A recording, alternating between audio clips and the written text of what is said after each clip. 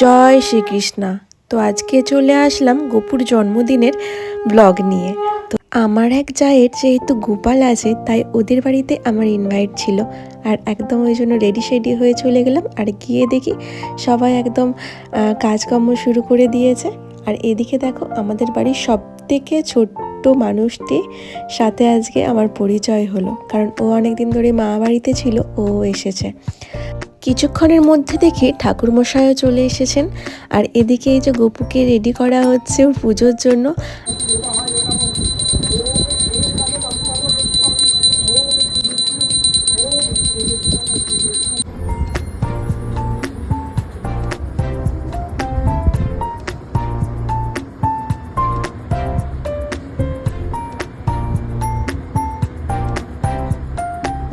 আর এদিকে দেখো আমাদের এই ছোট্ট রাধিকাটিও বসে বসে কৃষ্ণের পুজো দেখছে। আর এদিকে আমরা দুজনে বসে আছি, আর ফোন যেদিকে নিয়ে আসছি ওর চোখও সেদিকে চলে যাচ্ছে। তারপর শুরু হয়ে গেল আরতি।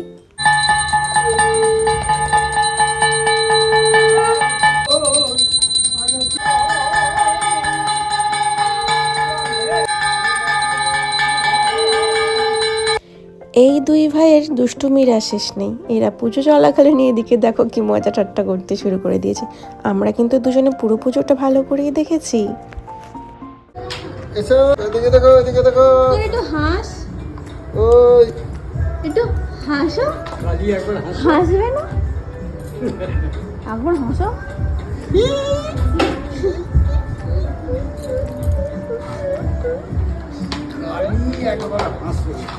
আমরা সবাই মিলে ওকে হাসানোর চেষ্টা করছি। চলো, তোমাদের সাথে তো শেয়ার করাই হয় না যে আজকে গোপুর যেখানে গোপুকে রাখা হয়েছে সে জায়গাটা কতটা সুন্দরভাবে বৌদিভাই সাজিয়ে, তো সেটাই তোমাদের সাথে শেয়ার করি। চলো দেখো একদম কত সুন্দর সুন্দর জিনিস এনে রেখেছে, একদম নন্দভবন সব কিছু মিলে দারুণ সুন্দর লাগছিল। আর এদিকে দেখো মাখনের হাঁড়ি, আর এদিকে রাধা, মানে সমস্ত জিনিসটা এতটা সুন্দর লাগছিল আর কি বলবো, সামনে থেকে তো আরও সুন্দর লাগছিল। আর গোপুর কথা তো কি বলবো, কিছু বলারই নেই, এত সুন্দর লাগছিল। তারপর এদিকে দেখো সবাই মিলে গল্প গুজব করতে করতে একে একে সবাই খেয়ে নিচ্ছে। আর এদিকে আজকে আমাদের সবারই ইনভাইট ছিল, তো সবাই এক এক করে খাচ্ছে। আর এদিকে যাদের খাওয়া হয়ে যাচ্ছে সবাই গল্প গুজব শুরু করে দিয়েছে। আর এই হচ্ছে আর একটা আমাদের ছোট্ট রাধিকা। তো এটা হচ্ছে ওর পরের, আগে যে ছিল সে সব থেকে ছোট, আর এটা হচ্ছে তার পরের রাধিকা। চলো গল্প গুজব তো অনেক হলো, এবার পেট পুজোটা সেরেই নিই, খিদে তো পেয়েই গেছে।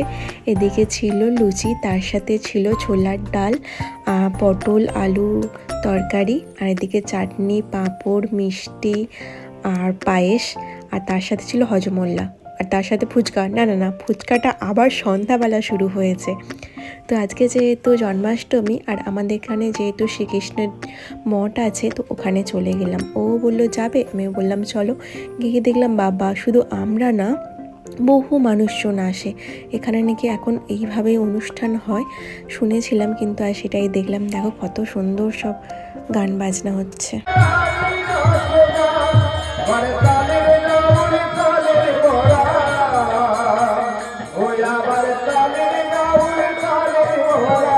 যশোদা কালে ভিখে খেতে ভাগবতী যশোমতী কোথরে হরিতে।